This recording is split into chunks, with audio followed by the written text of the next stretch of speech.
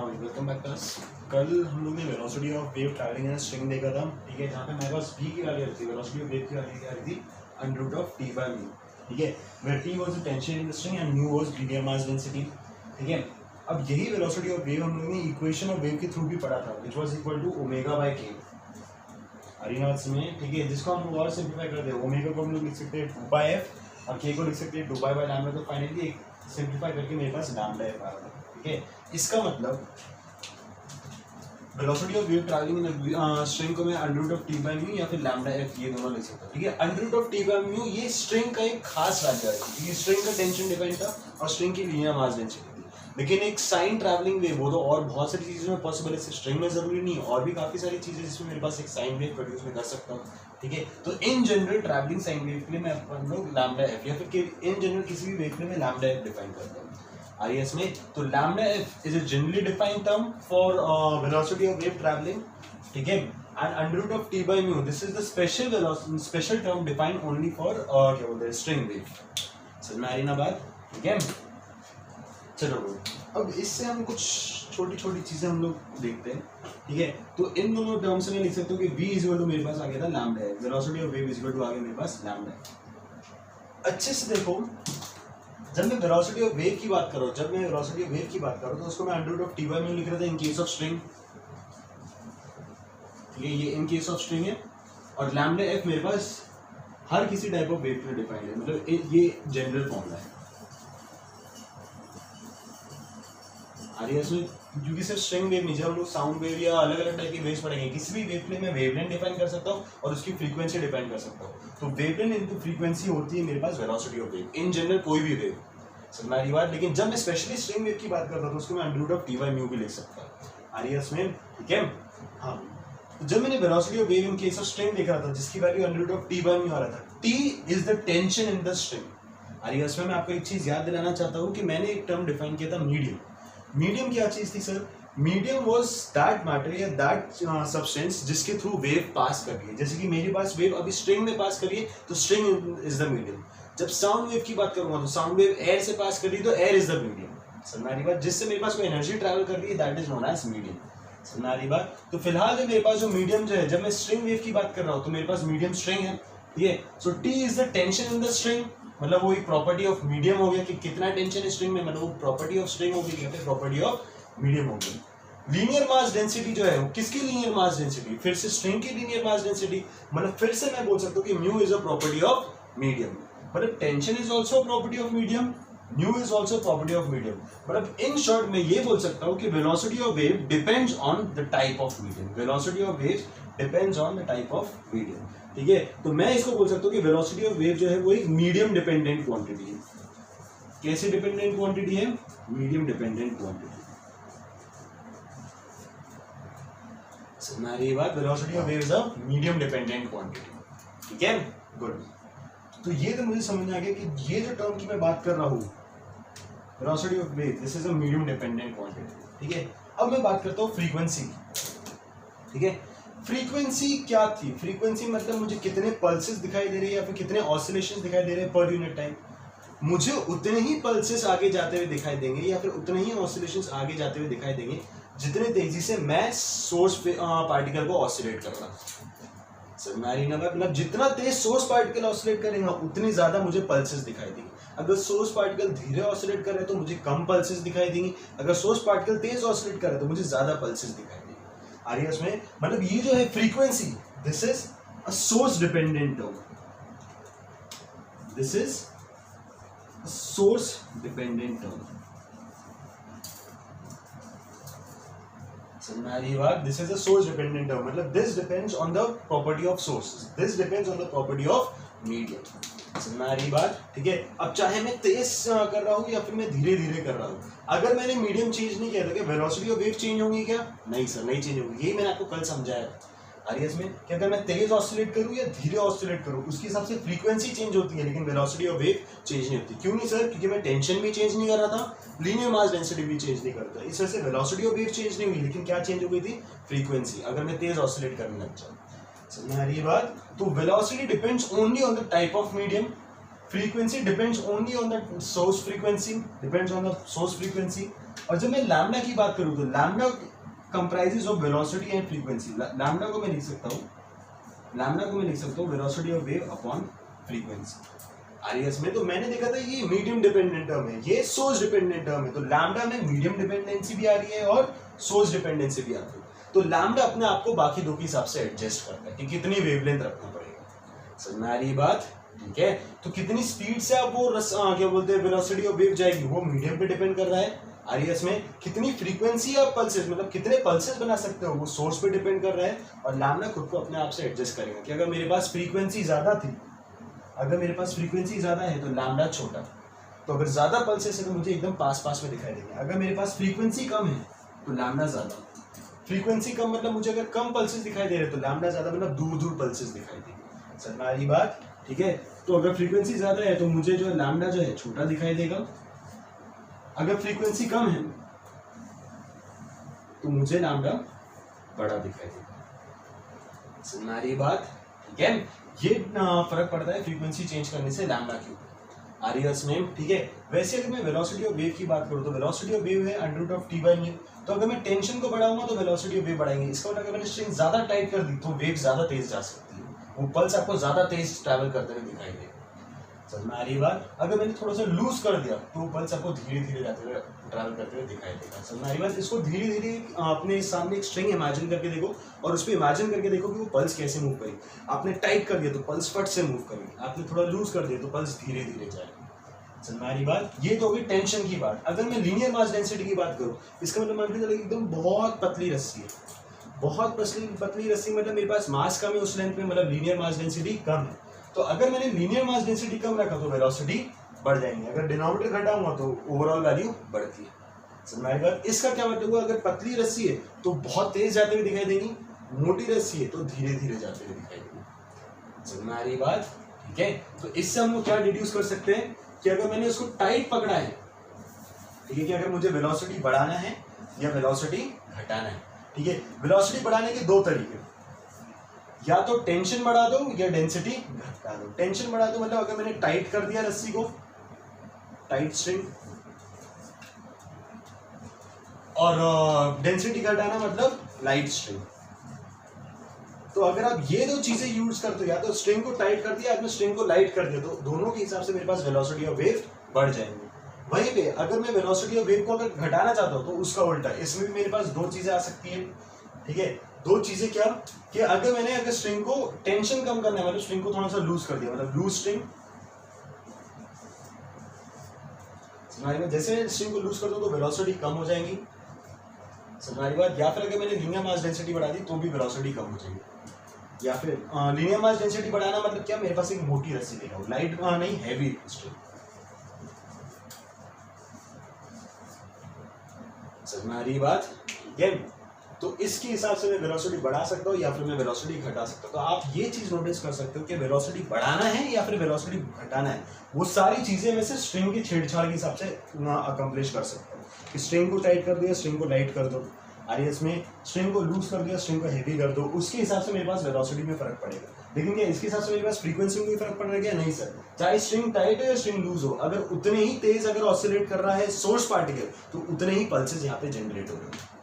हमारी बात, चाहे स्ट्रिंग लाइट हो या स्ट्रिंग हैवी हो, अगर उतने ही तेज मेरे पास सोर्स पार्टिकल ऑसिलेट कर रहा है तो उतनी ही पल्सेस यहाँ पे क्रिएट हो रही है। हमारी बात, तो फ्रीक्वेंसी इस पर डिपेंड नहीं करता है, सिर्फ वेलोसिटी डिपेंड्स ऑन मीडियम, सिर्फ वेलोसिटी डिपेंड्स ऑन मीडियम। ठीक है, वहीं पर अगर मैं फ्रीक्वेंसी की बात करूँ कि अगर मुझे फ्रीक्वेंसी बढ़ाना है या फ्रीक्वेंसी घटाना है, ठीक है, फ्रीक्वेंसी बढ़ाने का टर्म, फ्रीक्वेंसी किस पर डिपेंडेंट है? सॉरी हाँ, फ्रीक्वेंसी जो डिपेंडेंट है वो सोर्स डिपेंडेंट टर्म है। मतलब अगर मुझे फ्रीक्वेंसी बढ़ाना है तो सोर्स की फ्रीक्वेंसी बढ़ाना पड़ेगा, अगर फ्रीक्वेंसी घटाना है तो सोर्स की फ्रीक्वेंसी घटाना पड़ेगा। ठीक है, तो इसमें सिर्फ एक ही तरीका है, अगर आपको फ्रीक्वेंसी ऑफ वेव बढ़ाना है, फ्रीक्वेंसी ऑफ वेव अगर आपको बढ़ाना है, ठीक है, तो आपको सोर्स की फ्रीक्वेंसी बढ़ाना पड़ेगा, एफ सोर्स शुड इंक्रीज। अगर आपको फ्रीक्वेंसी ऑफ वेव घटाना है तो फिर आपको सोर्स की फ्रीक्वेंसी घटाना पड़ेगा। समझ में आ रही है बात? ठीक है, समझ में आ रही है बात? तो आप वेलोसिटी चेंज कर सकते हो, फ्रीक्वेंसी चेंज कर सकते हो, और उसके हिसाब से वेवलेंथ खुद को एडजस्ट करता है कि कितनी लेंथ होनी चाहिए थी वेवलेंथ। समझ में आ रही है बात? ठीक है, बहुत इंपॉर्टेंट चीज़ है, ठीक है। मैं आपको पहले से बोलते रहा हूँ, फिजिक्स अगर आपको अच्छे समझना है तो उसको इमेजिन करना सीखो कि ये जो मैं स्ट्रिंग की जो बात कर रहा हूँ वैसे स्ट्रिंग इमेजिन करो। टाइट रस्सी है फट से भाग रही है, मोटी रस्सी तो धीरे धीरे जा रही है। आगे बस में टाइट स्ट्रिंग है तो फट से पास हो जाएंगी, लूज स्ट्रिंग है तो धीरे धीरे पास होगी। समझ आई बात। और यहाँ पे फ्रीक्वेंसी, अगर मुझे फ्रीक्वेंसी ऑफ वेव बढ़ाना है तो मुझे सोर्स की फ्रीक्वेंसी बढ़ाना पड़ेगा। अगर मुझे फ्रीक्वेंसी ऑफ वेव कम करना है तो मुझे सोर्स की फ्रीक्वेंसी कम करना पड़ेगी। समझ बात। और दोनों के हिसाब से लैम्डा खुद को एडजस्ट करता है। मतलब मैं ये बोल सकता हूँ कि velocity of wave is medium dependent term, frequency source dependent term, and lambda depends on both medium and source. Medium में वेलोसिटी की वजह से डिपेंड कर रहा था, सोर्स पे फ्रीक्वेंसी की वजह से डिपेंड कर रहा था। इस वजह से लैम्डा जो है वो दोनों पे डिपेंड करने वाला है। ठीक है, चलो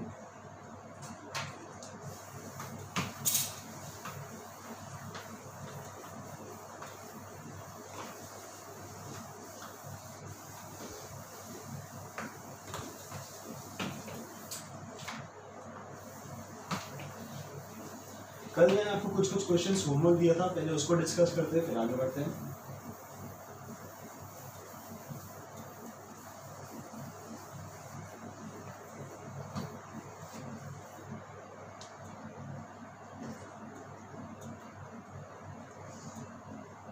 हाँ देखिए,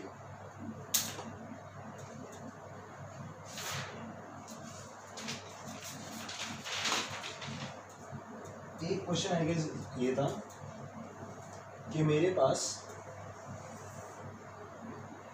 वेव दी गई है, ये था a/√2 and wave was travelling, wave was travelling बताया गया था आपको, बोला find the equation of wave, find the equation of wave आई इसमें। ठीक है, तो चलो भाई find the equation of wave अपन लोग ट्राई करते हैं। मुझे पता है इक्वेशन ऑफ वेव होती है a sin ωt - kx plus fine out. ठीक है, इक्वेशन ऑफ वेव निकालने बोल रहा है, मतलब इनडायरेक्टली आपको फाइन आउट इनिशियल फेज पता करने के लिए पूछ रहा है। इनिशियल फेज जो है मतलब t = 0 की बात करते हैं, तो t = अगर मैं 0 पुट कर दूं, y की वैल्यू आ गई मेरे पास a sin -kx plus fine out. अब यहाँ पे x भी है और फिर मेरे पास फाइन आउट भी है आरएस में। अब x के चेंज होने के हिसाब से डिस्प्लेसमेंट ऑफ पार्टिकल चेंज होगा, मतलब जिस पोजीशन ऑफ पार्टिकल की बात कर रहे हो उसकी पोजीशन अलग अलग चेंज होगी, y अलग अलग चेंज होगा। लेकिन क्या फाइन आउट चेंज होगा क्या? नहीं सर, फाइन आउट एक कांस्टेंट है, वो सभी के लिए सेम आना चाहिए। अगर सभी के लिए सेम आना चाहिए तो आसान करने के लिए मैंने x = क्या ले लिया था 0, तो y आ गया मेरे पास a sin फाइन आउट। हमारी बात x = 0 मतलब ओरिजिन वाला पार्टिकल। ठीक है, तो ओरिजिन वाला पार्टिकल कितना डिस्प्लेसमेंट का है a/√2। ठीक है, हाँ भाई, तो इसका करस्पॉन्डिंग फेजर बनाते हैं अपन लोग। This is +a -a mean position, ये हो गया रेडियस और ये हो गया फेजर आरएस में। ठीक है, हाँ भाई, फेजर ड्रॉ करने के लिए मेरे पास वर्टिकल एसएचएम है, तो उसका फेजर ड्रॉ करने के लिए मैंने एक हॉरिजॉन्टल लाइन ड्रॉ किया, तो मेरे पास दो पार्टिकल पॉइंट आ रहे पॉसिबल, ये वाला या फिर ये वाला आरएस में। ठीक है, अब मुझे पता है कि अगर मैं वर्टिकल एसएचएम देख रहा हूँ तो उसका जो फेजर जो बनता है मैं यहाँ से मेजर कर रहा हूँ, क्लॉकवाइज यहाँ से, एंटी क्लॉकवाइज यहाँ से। तो फिलहाल मैं क्लॉकवाइज देख रहा हूँ, तो ओमेगा यहाँ पे, तो यहाँ क्लॉकवाइज के हिसाब से ये मेरे पास पॉजिटिव वेलोसिटी आ रही है, ये मेरे पास नेगेटिव वेलोसिटी। क्या पॉजिटिव क्या नेगेटिव? वेलोसिटी ऑफ पार्टिकल यहाँ पे पॉजिटिव आ रही है, वेलोसिटी ऑफ पार्टिकल यहाँ पे नेगेटिव आ रही है इसमें। अब मुझे इंफॉर्मेशन क्या दिया गया है कि t = 0 पे particle was at a/√2, particle was at a/√2, मतलब a/√2 मतलब ये दो पॉसिबल पॉइंट्स। और वेलोसिटी ऑफ पार्टिकल क्या वो दी गई है क्या? नहीं सर, लेकिन वो तो हम वेलोसिटी ऑफ वेव से निकाल सकते हैं, लेकिन सर यहाँ पे तो वेलोसिटी ऑफ वेव भी नहीं दी गई, फिर कैसी लगेगी? आपको उसने बोला है फाइंड ऑल पॉसिबल सॉल्यूशंस। इसका मतलब आपको एक बार कौन सी पॉसिबल सिचुएशन हो सकती है, या तो वेव पॉजिटिव में ट्रैवल कर रही होंगी या फिर वेव नेगेटिव में ट्रैवल कर रही होंगी। उसके हिसाब से या तो पार्टिकल पॉजिटिव में जा रहा होगा या तो पार्टिकल नेगेटिव में जा रहा होगा, बस इतनी सी बात। तो बेसिकली आपको दो केसेस सॉल्व करने हैं, या तो पार्टिकल पॉजिटिव में जा रहा है या फिर पार्टिकल नेगेटिव में जा रहा है। अगर पार्टिकल पॉजिटिव में जा रहा है मतलब ये वाला पॉइंट, अगर पार्टिकल नेगेटिव में जा रहा है मतलब ये वाला पॉइंट। इन शॉर्ट आपको ये दोनों पॉसिबल सॉल्यूशन के आंसर्स देने आदिवासी में। ठीक है, ये दोनों पॉसिबल फाइंड आउट आपको देने थे, बस इतना सा क्वेश्चन था। ठीक है, तो एक तो पॉसिबल मेरे पास ये हो गया, अगर मैं ये देखूंगा तो ये एंगल मुझे मेजर करना है फाइंड आउट। ठीक है, अब ये अगर a/√2 मान लीजिए ये a/√2 और ये मेरे पास रेडियस हो गया a। ठीक है, तो sine find out is equal to opposite a/√2 upon hypotenuse a। A से ए बाजे मतलब बचा 1/√2। तो साइन फाई नॉट 1/√2 मतलब फाई नॉट कितना होगा मेरे पास π/4। तो एक पॉसिबल सोल्यूशन हो गया phi naught is equal to π/4। Second possible solution जब मेरे पास यहाँ पे था तो उस टाइम ये वाला एंगल हो रहा होगा π/4, लेकिन मुझे फाई नॉट तो यहाँ से मेजर करना होता है, ठीक है। तो ये टोटल एंगल कितना हो जाएगा पाई माइनस π/4 मतलब 3π/4। तो एक और पॉसिबल आंसर आ गया मेरे पास 3π/4। तो मेरे पास दो पॉसिबल आंसर्स क्या हो गए, या तो फाई नॉट में π/4 ले सकता हूँ या फिर 3π/4, ठीक है। तो दो पॉसिबल सॉल्यूशंस हैं मेरे पास। समझ में आ रही बात, ठीक है। चलो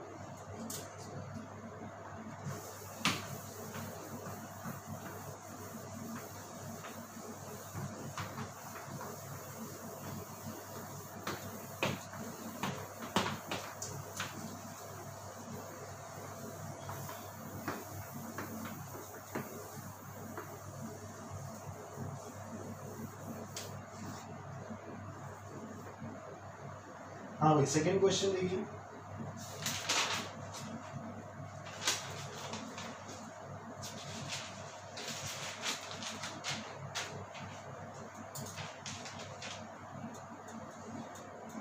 क्वेश्चन में आपको दिया गया था a sine wave propagates along a string in figure A and B, y represents displacement of particle from mean position, x and t have the usual meaning। वो figure A and figure B वाला।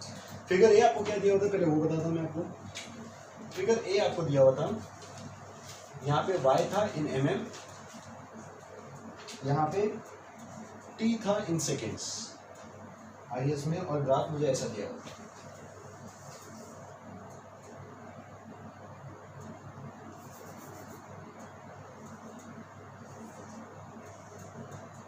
This was 2 seconds, this was 4 seconds, this was 6 seconds.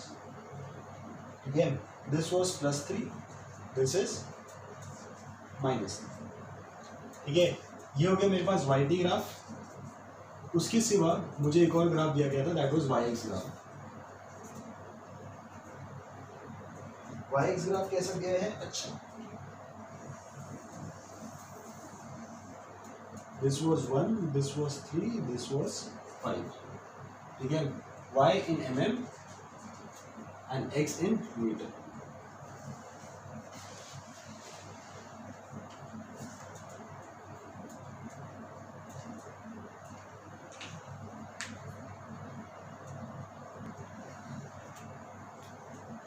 हाँ भाई ठीक है। उसके बाद एक और चीज बताई गई थी कि ये जो YT ग्राफ दिया गया है this is at x is equal to 2 metre, और ये जो YX ग्राफ दिया गया है this is for t is equal to कितना 3 seconds, for t is equal to 3 seconds. आइए इसमें फिर उसके बाद डिफरेंट पार्ट्स दिया था, ठीक है। वो डिफरेंट पार्ट्स अपन लोग बाद में देखेंगे। सबसे पहले तो ग्राफ समझना इंपॉर्टेंट है कि जो आपको ग्राफ दिया गया है उसका फिजिकल मतलब क्या है। जैसे कि अगर मैं फिगर ए की बात करूं तो फिगर ए में आपको YT ग्राफ दिया है at x is equal to 2 metre, ठीक है। अब अपने पास मान के चलो वही अपन लोग स्प्रिंग ब्लॉक सिस्टम वाला बनाते हैं, मास m, स्प्रिंग कांस्टेंट k, और यहाँ पे मेरे पास वेव्स प्रोड्यूस हो रहे थे आरडीएस में। अब जैसे जैसे टाइम बीतेगा तो ये वेव्स अपना जो है नेचर, अपना शेप जो है वो चेंज हो रहा है। जैसे जैसे मेरे पास एक आगे जा रहा है, ये पल्स आगे जा रहा है, फिर नीचे वाला पल्स आएगा, फिर आगे गया फिर ऊपर वाला पल्स आएगा, ऐसे एक के बाद एक पल्स मेरे पास आगे जा रहा है, ठीक है। हाँ थोड़ा सा इमेजिन करना सीखो। आपको क्या बोला गया है कि मेरे पास YT ग्राफ दिया गया है at x is equal to 2 metre. x is equal to 2 metre का मतलब क्या होगा समझे, ठीक है। मेरे पास ये होता है x is equal to 0, x is equal to 2 मतलब यहाँ से 2 मीटर की बात, x is equal to 2 metre, ठीक है। यहाँ से जब मैं 2 मीटर की बात करता हूँ तो 2 मीटर वाला जो पार्टिकल है उसका नेचर कैसा रहेगा डिस्प्लेसमेंट का वो बताएगा। At x is equal to 2 metre पे जो पार्टिकल रहेगा मान के चलो वो पार्टिकल A है, वो पार्टिकल क्या है A। तो पार्टिकल A का डिस्प्लेसमेंट टाइम ग्राफ बताया गया, पार्टिकल A का डिस्प्लेसमेंट टाइम ग्राफ। पहले तो समझा मैंने कि x is equal to 2 metre का मतलब क्या है। x is equal to 2 metre मतलब सोर्स से 2 मीटर डिस्टेंस पे जो मेरे पास पार्टिकल A आ रहा है, मान के चलो उसको मैं यहाँ पे शो कर रहा हूँ, 2 मीटर पे x is equal to 2 metre पे जो पार्टिकल A है उस पार्टिकल A का डिस्प्लेसमेंट टाइम ग्राफ कैसा होगा वो आपको ये शो किया गया आरिवास में। मतलब YT ग्राफ आपको क्या बता रहा है कि एक सिंगल पार्टिकल का डिस्प्लेसमेंट कैसे वेरी कर रहा है विद टाइम, आरईएस में पहले डिस्प्लेसमेंट कितना था 0, मतलब पहले था वो ओरिजिन, फिर डिस्प्लेसमेंट कहाँ पे जा रहा है +3, जैसे जैसे टाइम बीत रहा है तो डिस्प्लेसमेंट जा रहा है +3 मतलब वो ऊपर गया, फिर डिस्प्लेसमेंट आ रहा है 0 मतलब नीचे गया। समझ रही बात? ठीक है, थोड़ा सा समझो मैं क्या बता रहा हूँ। t = 0 पे y = कितना था मेरे पास 0, मतलब इनिशियल टाइम पे पार्टिकल a था मेरे पास 0 पे, फिर जैसे जैसे टाइम बढ़ेगा तो पार्टिकल a +3 तक गया था। ठीक है, अब ये 0 ये 2 है, आपको पता है साइन ग्राफ मेरे पास सिमेट्रिक रहता है, मतलब ये रहेगा 1, ये रहेगा 3, ये रहेगा 5। मतलब t = 0 पे this is t = 0, t = 1, t = 2, t = 3, t = 4, t = 5, t = 6। ठीक है, तो आपको बताया कि t = 0 पे पार्टिकल का डिस्प्लेसमेंट कितना था 0, t = 1 सेकंड पे पार्टिकल का डिस्प्लेसमेंट कितना आ गया +3 मतलब ऊपर चले गए, t = 2 पे पार्टिकल का डिस्प्लेसमेंट कितना होना चाहिए 0 मतलब वापस ओरिजिन पे आ गया, मतलब अपने मेन पोजीशन पे आ गया, t = 3 पे पार्टिकल का डिस्प्लेसमेंट होना -3 मतलब वो नीचे चले गया। ठीक है, t = 4 पे वापस ओरिजिन मेन पोजीशन, फिर इसके बाद +3, फिर ओरिजिन, फिर -3, फिर ओरिजिन। आरईएस में मतलब +3 0 -3 0 +3 0 -3 0 ऐसा बता है। ठीक है, तो YT ग्राफ आपको x = 2 मीटर वाले पार्टिकल का मतलब ये होता है कि x = 2 मीटर वाला जो पार्टिकल जो रहेगा उसका डिस्प्लेसमेंट कैसा हो रहा है विद रिस्पेक्ट टू टाइम, वो ये ग्राफ बता रहा है कि इनिशियली जब टाइम 0 था तो वो अपने पास मेन पोजीशन पे था, फिर उसके बाद वो पॉजिटिव एक्सट्रीम तक गया, फिर 0 पे गया, फिर नेगेटिव एक्सट्रीम, फिर 0 पे, फिर पॉजिटिव एक्सट्रीम, फिर 0 पे, फिर नेगेटिव एक्सट्रीम, और ऐसे वो ऑसिलेट करता है। ठीक है, फर्स्ट ग्राफ का मतलब ये होता है। समझ आ रही बात? मैंने आपको पहले बताया था अगर आपको ग्राफ रीड करना आता है तो ग्राफ के क्वेश्चन बड़े हल्के होते हैं, बहुत आसान।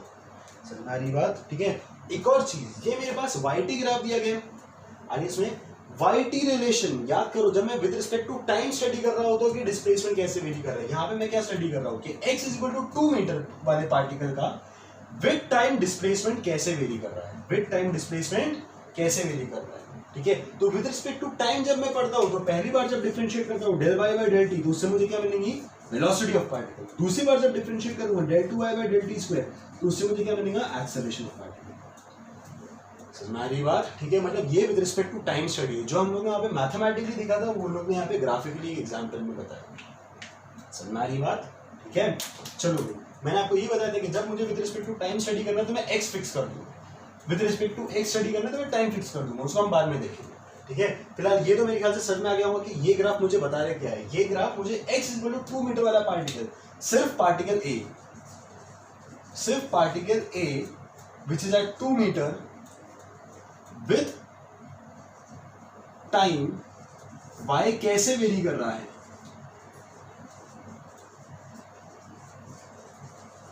ये बताता है YT ग्राफ। ठीक है, ये सिर्फ एक पार्टिकल का ग्राफ बता रहा है कि उसका डिस्प्लेसमेंट कैसे वेरी करने वाला है। समझ आ रही बात?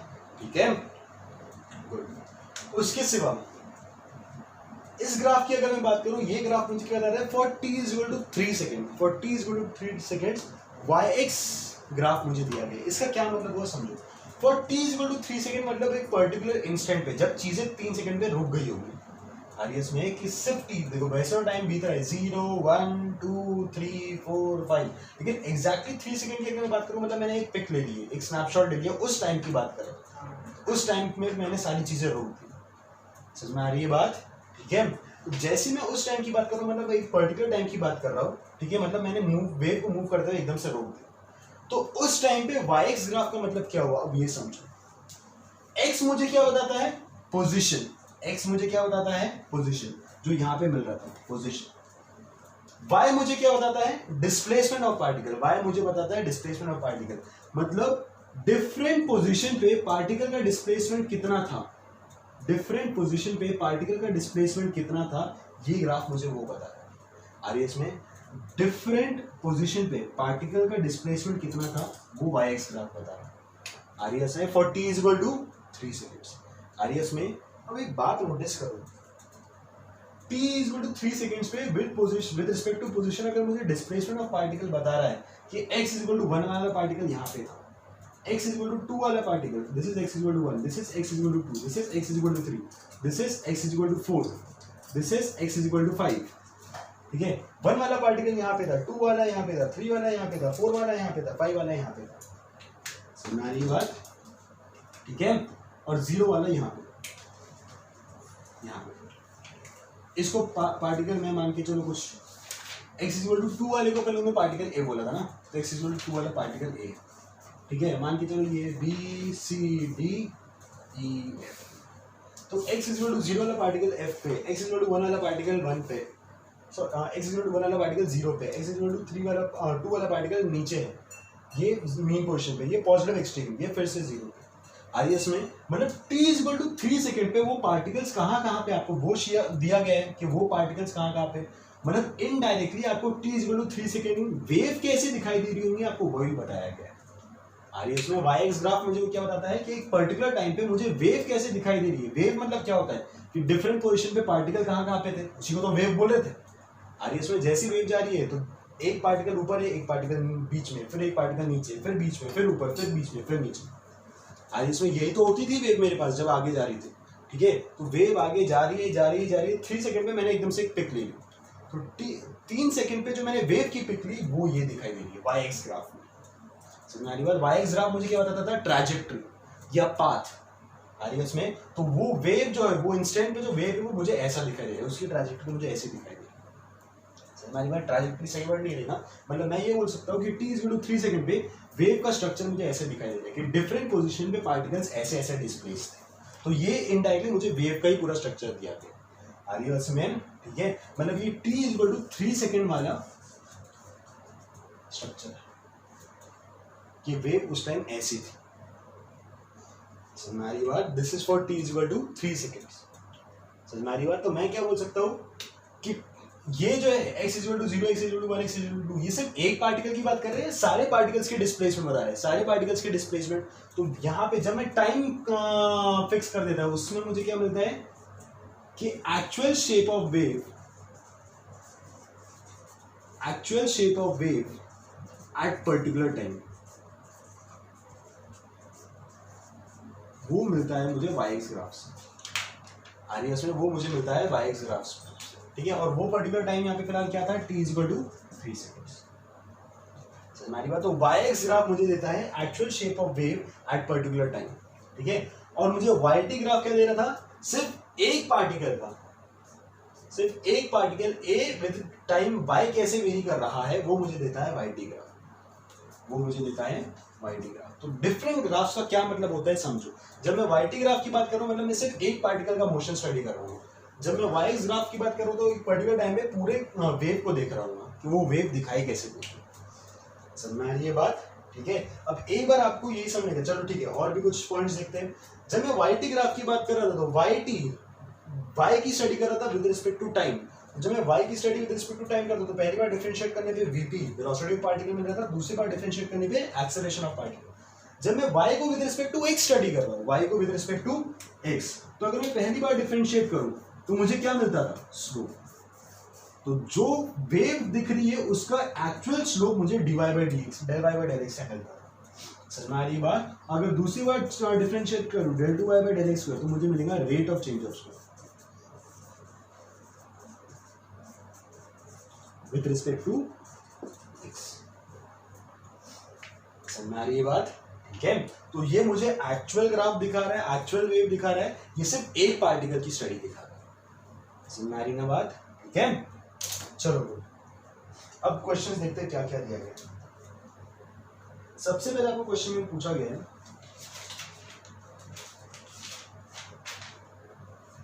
Find wavelength, frequency and velocity of wave, ठीक है। सबसे पहले मुझे बात करूँ अगर वेलोसिटी ऑफ वेव, तो वेलोसिटी ऑफ वेव क्या होता है, मैंने आपको बताया था कि वेलोसिटी ऑफ वेव अगर मेरे पास ऐसा दिया गया है इंफॉर्मेशन, ठीक है, तो वेलोसिटी ऑफ वेव होती है मेरे पास ω/k या फिर जिसको अपन लोग λf बोलते हैं।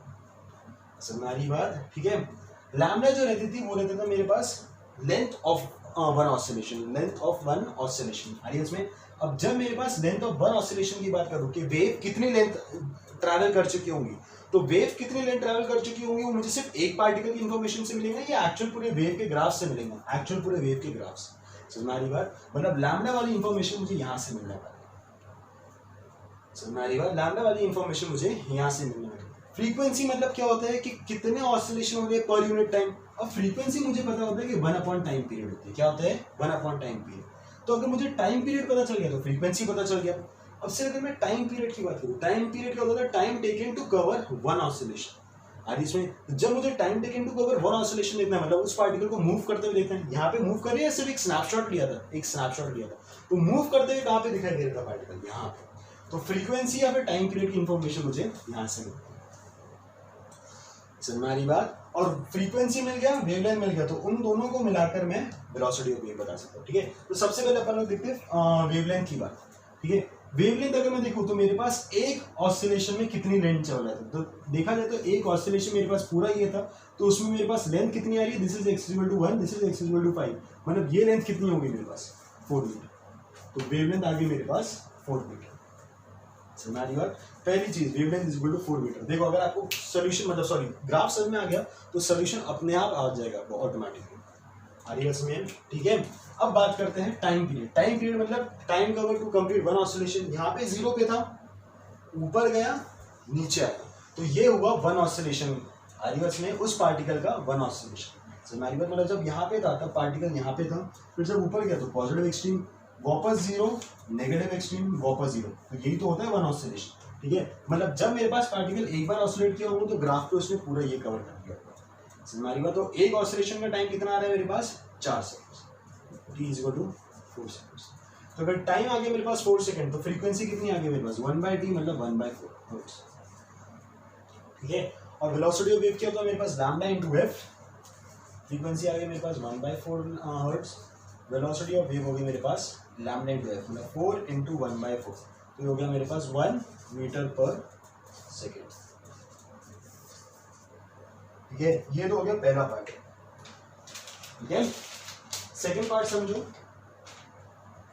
What is the maximum particle velocity and maximum acceleration of particle. अब आपको पता होगा कि maximum velocity of particle performing SHM, यहाँ पे तो सारे पार्टिकल्स एसएचएम ही तो परफॉर्म कर रहे हैं, तो maximum velocity of particle performing SHM होती है मेरे पास ओमेगा ए, और maximum acceleration of particle performing SHM वो होती है मेरे पास ओमेगा²। हमारी बात, अब ओमेगा होता है मेरे पास 2πf। क्या फ्रीक्वेंसी हमको पता है? हाँ सर पता है, तो क्या मुझे ओमेगा मिल जाएगा? ठीक है, इसको ऐसे कहते हैं ओमेगा ए। ओमेगा होता है मेरे पास 2πf, अगर फ्रीक्वेंसी पता है तो मुझे ओमेगा मिल जाएगा। एम्पलीट्यूड मतलब मैक्सिमम डिस्प्लेसमेंट कितना हुआ होगा, आ रही है इसमें मैक्सिमम डिस्प्लेसमेंट। अब डिस्प्लेसमेंट किसमें हो रहा है, एक्स में या वाई में, मतलब वाई में मैक्सिमम कितना जा सकता है। क्या यहाँ पे पता है कि वाई में कितना मैक्सिमम जा सकता है? नहीं सर, लेकिन यहाँ पे मुझे पता है कि वाई में मैक्सिमम 3 जा सकता है, मतलब एम्पलीट्यूड मेरे पास कितना हो गया 3 मिलीमीटर्स, क्योंकि वाई इज इन मिलीमीटर, इस वजह से एम्पलीट्यूड मैक्सिमम हो गया 3 मिलीमीटर। मैंने आपको बोला था कि एम्पलीट्यूड बहुत छोटा रहता है, आगे इसमें तो यहाँ पे मिलीमीटर में एम्पलीट्यूड, और जो पोजीशन आ रही है वो मीटर्स में आ रही है। हमारी बात मतलब सोचो कितनी, मेरे पास जो वेव जो वो कुछ ऐसी दिखाई देगी होगी, और स्ट्रिंग वेव ऐसी तो होती है बड़ी बारीक सी ऐसी करी हुई, हमारी बात में ऐसा होगा नहीं एकदम छटा करेगा, हाँ थोड़ा थोड़ा थोड़ा सा समझना इतना बात। ठीक है, चलो तो एम्पलीट्यूड हो गया मेरे पास 3 मिलीमीटर, ओमेगा मुझे मिल गया 2πf, तो maximum particle velocity omega into होगा, एक्सेलरेशन ऑफ पार्टिकल ओमेगा² इनटू होगा। आई नो बस मैम। ठीक है, नेक्स्ट पार्ट और क्या दिया हुआ है आपको, slope of the string. Slope of the string किससे मिलेगा, yt या yx ग्राफ से। At x = 2, at t = 4 seconds. और इसमें slope of the string at x = 2, at t = हाँ एट t = 4 सेकंड। आई बस में देखो थोड़ा सा ये नीचे वाली चीज़ें रख कर देते हैं अपन लोग, जो जो इन्फॉर्मेशन मिलती है बस वो लिख लेते हैं, बाकी चीज़ें रख कर लेते हैं। एक और मुझे मिल गया था कि एम्पलीट्यूड वाज 3 मिलीमीटर। आपको पूछा गया slope of the wave at x = 2 metre, at t = 4 second.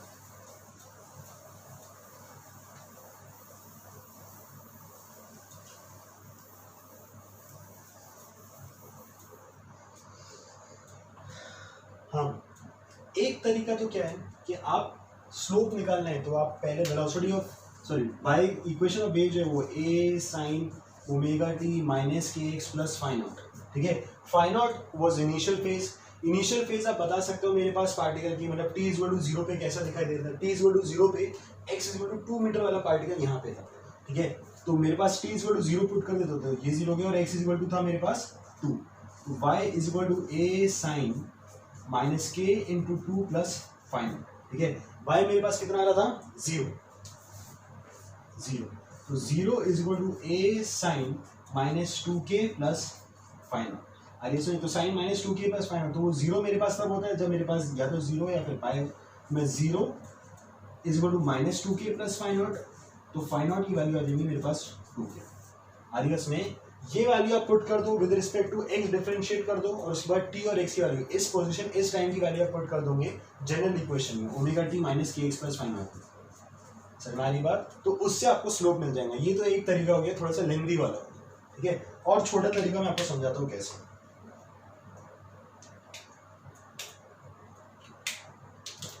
देखिए भाई, और छोटा तरीका नहीं सर, मुझे पता है वेलोसिटी ऑफ वेव मैंने निकाल चुका है कि वेलोसिटी ऑफ वेव कितनी थी, वो आई थी मेरे पास 1 मीटर पर सेकंड। आप देखो कि इसका जो टाइम पीरियड आ रहा है वो आ रहा है मेरे पास 4 सेकंड, टाइम पीरियड आ रहा है 4 सेकंड। मतलब x इक्वल टू 2 मीटर वाला पार्टिकल वापस मेरे पास नीचे आएगा 4 सेकंड, वापस मेरे पास नीचे आएगा 4 सेकंड। या फिर मैं बोल सकता हूँ कि एक पूरे ऑसिलेशन को मूव करने के लिए मेरे पास कितना लग रहा है, 4 सेकंड।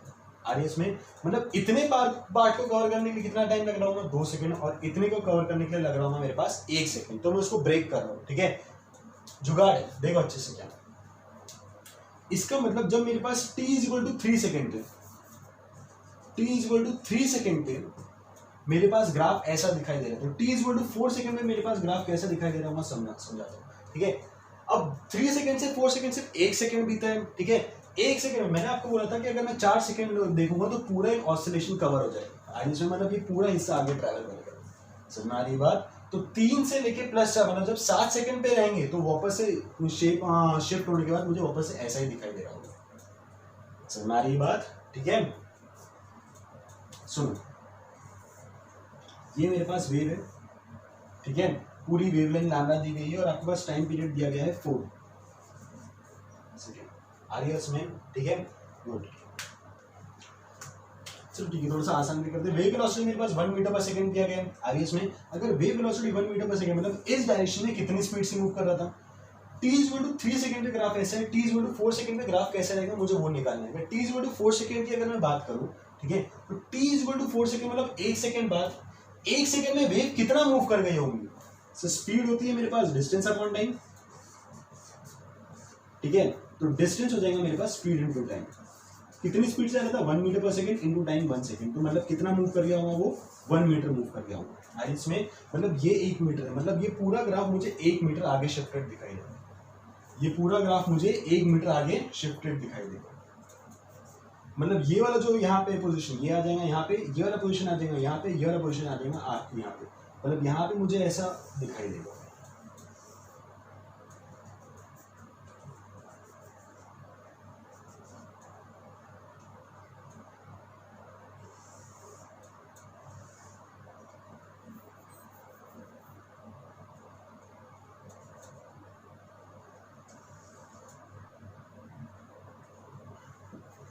आगे उसमें मतलब ये पूरा ग्राफ जो है ये मुझे 1 मीटर से आगे शिफ्ट दिखाई देगा। समझ बात। So this is x is equal to 1, x is equal to 2, x is equal to 3, x is equal to 4, x is equal to 5। आ रही है इसमें, तो t is equal to 4 second पे जो x इज इक्वल टू 2 वाला जो particle था उसका मुझे स्लोप बताना था कितना। आ रही है इसमें, अब मुझे पता है सर ये स्लोप वाला टर्म पता है, मैंने और भी कहीं देखा है। वेलोसिटी ऑफ पार्टिकल होती है मेरे पास minus velocity of wave into slope. क्या वेलोसिटी ऑफ वेव आपको पता है? हाँ सर। वेलोसिटी ऑफ पार्टिकल अगर इस बात की बात करूं तो ये मेरे पास ऑसिलेशन का मीन पोजीशन है, ऑसिलेशन का मेरे पास मीन पोजीशन, और मीन पोजीशन पे मेरे पास velocity of particle SHM particle maximum होती है, और मैक्सिमम वेलोसिटी होती कितनी है मेरे पास, ओमेगा इनटू वेव। आ रही है इसमें, मतलब इस पॉइंट पे मुझे पार्टिकल की वेलोसिटी कितनी है वो पता है, इस पॉइंट पे मुझे वेलोसिटी ऑफ वेव कितनी है वो पता है, तो स्लोप की वैल्यू मुझे अपने आप पता चल जाएगी। हमारी बात, स्लोप की वैल्यू मुझे अपने आप पता चल रही है, और मुझे दिख ही रहा है यहाँ पे स्लोप नेगेटिव होना चाहिए, मतलब मेरे पास फाइनल आंसर आना चाहिए नेगेटिव। तो मेरे पास फाइनल आ गया slope is equal to minus omega a upon velocity of wave. उसको पता था कि ये मेरे पास मेन पोजीशन पे आएंगे, मतलब मैक्सिमम वेलोसिटी आ जाएंगी पार्टिकल की, इस वजह से उसने एक्स इक्वल टू 2 मीटर वाली की बात की, किसी और पार्टिकल की, बीच वाले पार्टिकल की बात नहीं की उसने। अरे कोई दूसरा बीच वाला पार्टिकल लेते तो उसके वेलोसिटी ऑफ पार्टिकल निकालना थोड़ा सा दिक्कत हो जाए और क्वेश्चन लेंदी आ सकता था। इस वजह से क्वेश्चन वाले ने जानबूझ के x = 2 मीटर वाले की बात की, क्योंकि वहां पे मेरे पास मैक्सिमम पार्टिकल वेलोसिटी आ रही है। समझ में आ रही है बात? ठीक है, तो ये हो गया मेरे पास लास्ट में। समझ में आ रही बात? ठीक है, तो होपफुली आपको क्वेश्चन अच्छे से समझ में आया। ठीक है, आज थोड़े से और क्वेश्चंस करते हैं अपन लोग, फिर आगे एक टॉपिक देखते हैं एनर्जी वाला, इफ टाइम परमिट्स।